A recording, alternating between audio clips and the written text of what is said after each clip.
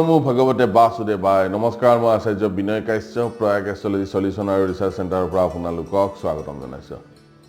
বন্ধুসকল আজি আমি শুক্ৰৰ মহাদশাত শনি দেৱতাৰ অন্তৰ্দশাৰ ওপৰত আলোচনা কৰিম চাওক শুক্ৰৰ মহাদশা শনি দেৱতাৰ অন্তৰ্দশা 3 বছৰ 2 মাহ এটা ভালেখিনি দীঘলীয়া সময় চলিব আৰু এইখিনি সময়ত যদি শুক্ৰ আৰু শনিৰ মাজত বিৰুদ্ধধৰ্মী আচৰণ থাকে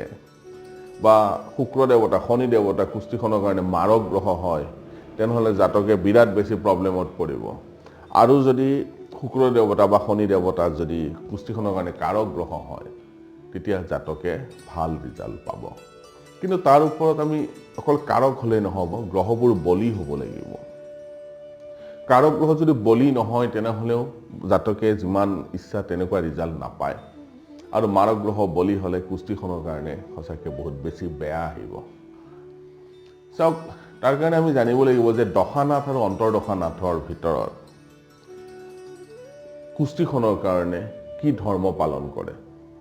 সহধৰ্মী নে সম্বন্ধী নে বিপৰীত ধৰ্মী গ্ৰহ বিৰুদ্ধ ধৰ্মী গ্ৰহ আমি চাব লাগিব তেতিয়াহে আমি ক'ব পাৰিম যে জাতকৰ দশা অন্তৰ্দশা ভাল যাব নে বেয়া যাব তাৰ ওপৰত আমি গ্ৰহৰ বলাবল চাব লাগিব হৰ বৰ্গৰ পুৰা ভাল এনালাইসিস কৰিব লাগিব আপটো খুৰক বৰ্গলৈকে কৰিব পাৰে শৰ্ট বলত এনালাইসিস কৰিব লাগিব বাল্য অৱস্থা বৃদ্ধ অৱস্থা জানিব লাগিব হয় নদী অৱস্থা কেনেকুৱা আছে তেনেকুৱা আমি জানিব লাগিব তাৰ ওপৰতো আমি জানিব লাগিব যে নৱতৰা চক্ৰত গ্ৰহৰ স্থিতি কি অৱস্থাত আছে যদি বিপদ প্ৰত্যদি আৰু বদ নক্ষত্ৰ পৰে যিমান কাৰক হলেও জাতকে সেই দশা অন্তৰ্দশাত ভাল ৰিজাল্ট নাপায় আৰু যদি খেম আহে সাধক আহে মিত্ৰ আহে অতি মিত্ৰ আহে এনেকুৱা যদি আহে তেনেহলে জাতকৰ ইমান বেছি প্ৰবলেম নাহে আৰু সেই দশা অন্তৰ্দশা ভালে যায় আহক তেনেহলে আজি আমি শুক্ৰ দেৱতাৰ মহাদশাত শনি দেৱতাৰ অন্তৰ্দশাত কেনেকুৱা ৰিজাল্ট আহিব তাৰ ওপৰত আমি আলোচনা কৰিম চাওক লগ্নৰ পৰা হোক বা শুক্ৰ দেৱতাৰ পৰাই হোক লগ্ন মানে কি জাতকৰ জন্মৰ সময়ত যিটো পূৰ্ব দিশত যিটো ৰাশি উদিত হ'ব তাকে লগ্ন বুলি কোৱা হ'ব আৰু সেই লগ্নৰ পৰা বা শুক্ৰৰ পৰা যদি শনি দেৱতা যদি স্বগৃহত যদি থাকে বা শনি দেৱতা যদি উচ্চ ক্ষেত্ৰত যদি থাকে বা শনি দেৱতা যদি নিজৰ ৰাশিতে যদি থাকে বা লগ্নৰ পৰা যদি কেন্দ্ৰত থাকে কেন্দ্ৰ মানে কি হয় 1 4 7 10 পাব কেন্দ্ৰ বুলি কয় আৰু যদি শনি দেৱতা কোণত থাকে 1 5 9 ভাৱত কোণ বুলি কয় কোণত যদি থাকে তেনেহলে শনি দেৱতাই জাতকক যথেষ্টখিনি ভাল ৰিজাল্ট দিব আৰু শনি দেৱতা যদি নৱাংশ কুষ্ঠিত চাব যে শনি দেৱতা যদি নৱাংশ কুষ্ঠিত যদি নিজৰ নৱাংশতে যদি থাকে তেনেহলে অন্তৰ্দশা পিৰিয়ডত জাতকক শুভ ফল দিব আৰু কি কেনেকুৱা ধৰণৰ ফল পাম আমি যে সন্তান লাভৰ ক্ষেত্ৰত শুভ হ'ব সন্মান লাভ হ'ব তেনে জাতক বা জাতিকাৰ তেনে জাতিকা যদি কোনো মাল্টিনেশ্যনেল কোম্পানীত কাম কৰে সেই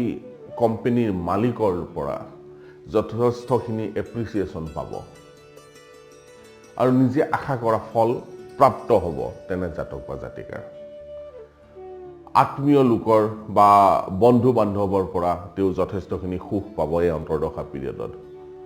তেনে জাতক বা জাতিকাৰ তীৰ্থ ভ্ৰমণ কৰা সুযোগো আহিব তেওঁ দান ধৰ্ম কৰ্ম আদিৰ ক্ষেত্ৰত বিশেষ ৰুচি ৰাখিব তেনে জাতক বা জাতিকাই কিন্তু শনি দেৱতা যদি নিজ হয় তেনেহলে কিন্তু অন্তৰ্দশা কালত জাতকে যথেষ্টখিনি কষ্ট ভোগ কৰিব লাগিব শনি দেৱতা যদি লগ্নৰ পৰা বা দশানাথ শুক্ৰৰ পৰা যদি 6th হাউস 8th হাউস 12th হাউসত যদি থাকে তেনেহলে অন্তৰ্দশা পিৰিয়ডত যথেষ্টখিনি শাৰীৰিক কষ্ট পাব মাক দেউতাকৰ বেমাৰ আজাৰ আদি হোৱাও দেখা পোৱা যায় তোৰ ঘৰচীয়া জীৱ জন্তু যদি থাকে সেইবিলাকৰো অনিষ্ট হয় বিনাশ হয় তেনে জাতক বা জাতিকাৰ স্ত্ৰী পুত্ৰৰো বেমাৰ আজাৰ আদি হোৱা দেখা পোৱা যায় আৰু যিমান ষ্টেবল ব্যৱসায় নহওক কিয় সেই ব্যৱসায়ত তেনে জাতক বা জাতিকাৰ যথেষ্টখিনি লষ্ট হোৱা দেখা পোৱা যায় আৰু বিনা কাৰণত যাক আমি অকাৰণত ভ্ৰমণ বুলি কওঁ বিনা কাৰণত ঘূৰি ফুৰিবলগীয়া হয় এবাৰ ইয়াত এবাৰ তাত এনেকৈ অহা যোৱা কৰিবলগীয়া হয় শনি দেৱতা যদি ছেকেণ্ড লৰ্ড বা শনি দেৱতা যদি 7 লৰ্ড হয় মানে দ্বিতীয় পতি বা সপ্তম পতি যদি হয় তেনেহ'লে অন্তৰ্দশা পিৰিয়ডত তেনে জাতকৰ যথেষ্টখিনি শাৰীৰিক কষ্ট আহিব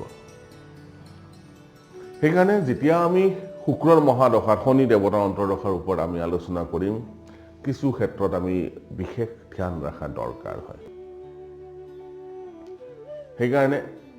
আমি গ্ৰহৰ বলাবল জানিব লাগিব গ্ৰহৰ প্ৰকৃত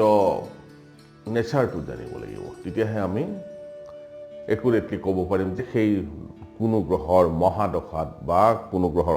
সেই গ্ৰহৰ অন্তৰ্দশাত কেনেধৰণৰ ৰিজাল্ট আহিব মনত ৰাখিব যে কাৰক গ্ৰহ সদায় বলি হ'ব লাগে আৰু মাৰক গ্ৰহ নিৰ্বলি হ'ব লাগে আৰু কাৰক গ্ৰহ যদি বলহীন অৱস্থাত থাকে তেনেহ'লে তেনে জাতকক সেই গ্ৰহটোৰ হোম যজ্ঞ মন্ত্ৰ ষ্ট'ন আদিৰ দ্বাৰা সেই গ্ৰহটোক বলাবল দি জাতকৰ জীৱনত যাতে প্ৰব্লেম নাপায় সেইখিনি কৰিব পৰা যায় এষ্ট্ৰলজি ৰিমেডি আছে আৰু যদি মাৰক গ্ৰহ বলি অৱস্থাত আছে দান দক্ষিণা মন্ত্ৰ উচ্চাৰণ আদিৰ দ্বাৰাও সেই গ্ৰহৰ বল কমাব পৰা যায় সেয়া আমাৰ শাস্ত্ৰত বিধান আছে আপোনালোকেও চাই ল'ব যে আপোনালোকৰ কুস্তিত এই মহাদশানাথ আৰু অন্তৰ্দশানাথৰ কি পৰিস্থিতিত আছে আৰু সেই হিচাপে যদি ৰিমেডি কৰে আপোনালোকে চাব আপোনালোকে খুব ভাল ৰিজাল্ট পাব মোৰ ভিডিঅ' যদি চাই ভাল লাগে তেনেহ'লে লাইক কৰিব শ্বেয়াৰ কৰিব আৰু ছাবস্ক্ৰাইব কৰিব নাপাহৰিব ধন্যবাদ